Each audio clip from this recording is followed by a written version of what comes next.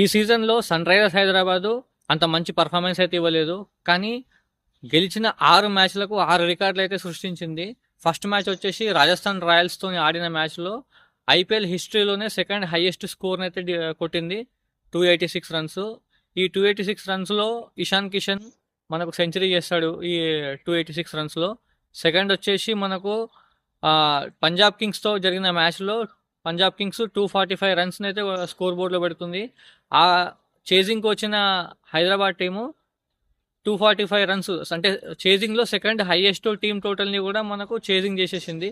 అందులో మనకు అభిషేక్ శర్మ 140 రన్స్తోని సెంచరీ అయితే కొడతాడు.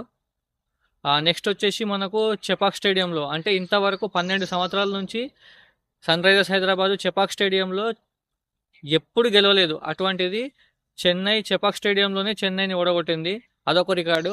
4 వచ్చేసి మనకు లక్నో టీము 200+ స్కోర్ని కొట్టినా కానీ లక్నో లాంటి స్లో పిచ్లో కూడా 200 స్కోర్ని డిఫెండ్ చేస్తుంది, 200 స్కోర్ని చేజ్ చేస్తుంది, అదొక రికార్డు.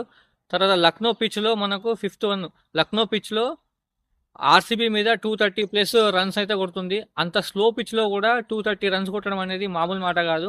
230 రన్స్ కొట్టి మనకు అక్కడక్కడ గెలుస్తుంది, మ్యాచ్ అయితే గెలుస్తుంది.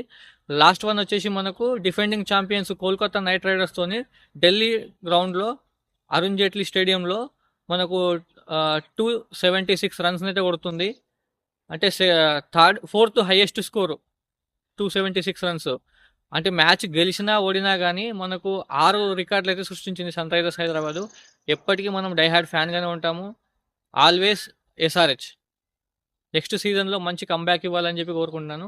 Thank you for watching.